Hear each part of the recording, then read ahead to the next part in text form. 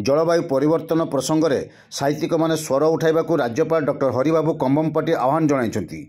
चलित जनवरी 19 तारिख दिन किट विश्वविद्यालय परिसर में विश्वमुक्ति आनुकूल्य विश्व जलवायु परिवर्तन में भारतीय भाषा और संस्कृति उपरे प्रभाव तथा विचार संपर्क में 8म त्रिदिवसीय राष्ट्रीय कर्मशाला और बहुभाषी काव्यपाठर उद्यापनी समारोह में मुख्य अतिथि भाव जोगदे राज्यपाल डॉक्टर हरिबाबू कंबमपाटी यही आह्वान देइछन्ति।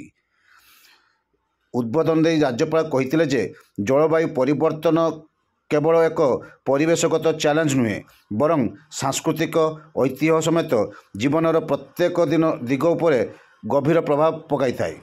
प्रकृति एवं संस्कृति मध्य संपर्क भारतीय सभ्यतार एक मौलिक उपादान होई आसीछि। भारतीय साहित्य यार विशालता विविधता एवं परिवेशगत चेतनार समृद्ध। आमर प्राचीन ग्रंथ लोक परंपरा एवं साहित्यिक कृतिगुड़िक प्रायतः मानव जीवन एवं परिवेश मध्य एक पारस्परिक क्रिया को प्रतिफलित करता है। तथापि आज आम जो द्रुत परिवेशगत परिवर्तन देखुचु ताहा धीरे धीरे यही समन्वय को व्याहत करुच्ची। यही बाधागुड़िक केवल परिवेशगत नुहे बरं भाषागत और सांस्कृतिक मध्य यह आम भाषा और परंपरा को प्रभावित करुच्ची बोली राज्यपाल कहिथिले।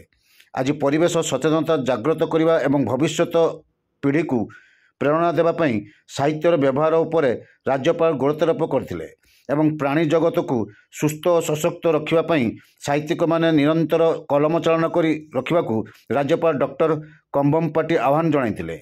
यही समारोह में पूर्वतन लोकसभा सांसद तथा विश्वमुक्तिर चेयरमैन डॉक्टर प्रसन्न कुमार पाटसाणी, किट और किस विश्वविद्यालय प्रतिष्ठाता तथा पूर्वतन सांसद डॉक्टर अच्युत सामंत, भारत सरकार आरसीएमआर एडीजी डॉक्टर संघमित्रा पति, ईस्टर्न कोल फील्ड लिमिटेड पूर्वतन सीएमडी आहुति स्वाई, विश्वमुक्तिर संपादक प्रोफेसर शशांक चूड़ामणि प्रमुख वक्तव्य प्रदान करी परिवेश परिवर्तन द्वारा किपरि कला संस्कृति भाषा साहित्य प्रभावित होउची से संपर्क में अवतारणा करथिले। ओडिशा शिशु अधिकार सुरक्षा आयोगर पूर्वतन अध्यक्षा संध्यावती प्रधान शेष में धन्यवाद अर्पण करथिले।